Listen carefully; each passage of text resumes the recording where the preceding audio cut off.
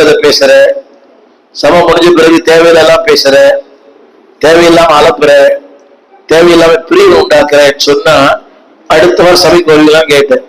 உங்கள் போதகர் உங்களை கண்டிப்பாரானால் அடுத்த வாரம் சபைக்கு வருவீங்களா? பாட்டு பாடல, கைத்தட்டல, ஜபம் பண்ணல அப்படின்னு சொன்னா வருவீங்களான்னு கேட்டேன். வருவன் சொல்ல மட்டும் கை தூக்காட்டீங்க, பொய் சொல்லக்கூடாது, தேவன் பார்க்கிற. சொல்லுங்க, என் போதகர் என்னை கண்டித்தாலும் சபைக்கு வருவேன். என் போதகர் என்னை கண்டித்தாலும் நீ பண்ற சரியில்லை, உன் போக்கு சரியில்லை, உன் வார்த்தை சரியில்லை, பிரசங்கத்துல கூட கூட பேசுற, பிரசங்கத்துல தூங்குற, அடிக்கடி வெளியே போயிட்டு வர, பைபிள் பிரிச்சு பார்க்கல, அப்படி சொல்லும் போது அடுத்த சபைக்கு வருவீங்களா? ஆபோக் சொல்லுகிறார், அவர் என்னை கண்டிக்கும் போது. கவனியுங்கள், நான் 55 ஆண்டுகளாக போதகராக இருக்கிறேன்.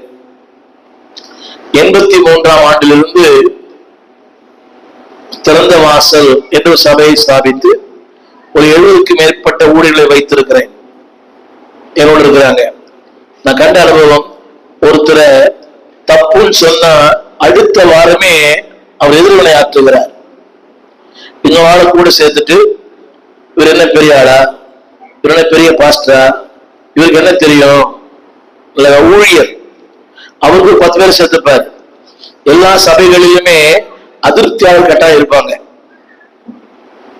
எல்லா சபையிலுமே வில்லன்கள் இருப்பாங்க, வில்லிகளும் இருப்பாங்க. எல்லா சபைகளிலுமே அதிருப்தியாளர் இருப்பாங்க, குறை சொல்றது இருப்பாங்க. பாஸ்டர் 1.5 மணி நேரம் ஆராய்த்தினாரு, நீ ரொம்ப அறுத்துட்டாரு. ஒரு போதகனா இருப்பது ரொம்ப கஷ்டம். கொஞ்சமா பேசினா சரக்கு இல்லைன்றாங்க, ரொம்ப பேசினா அறுக்கிறான்னு சொல்லுவாங்க, சத்தமா பேசினா பாஸ்டர் பணியோட சண்டைன்னு சொல்லுவாங்க, கொஞ்சம் அமைதியா பேசினா அவர் பயந்துட்டாருன்னுவாங்க, நல்ல சட்டை போட்டா காணிக்கை காசு பேசுன்னு சொல்றான், கொஞ்சம் கசங்கி போட சட்டை போட்டா வேஷம் போடுறாருன்றான், நல்ல கார் வாங்கினா நம்ம காணிக்கை காசு தான் சொல்றான், பணத்தை பத்தி பேசினா பணப்பேன்றாங்க, பேசலன்னா அவருக்கு இங்கிருந்து வருதுன்றாங்க, பாவத்தை பத்தி பேசுனா அனுபவம் பேசுதுன்றான், பேசலன்னா அவர் எப்படி பேசுவாருன்றான், சபைக்கு இப்படி வரக்கூடாதுன்னா நான் வேற மாதிரின்றான். ஒரு போதகனா இருப்பது ரொம்ப கஷ்டம்.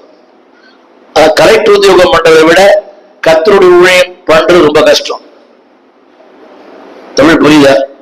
கலெக்டர் உத்தியோகம் பண்ணலாம், ஆனா கர்த்தருடைய ஊழியம் பண்றது nice job but nasty job.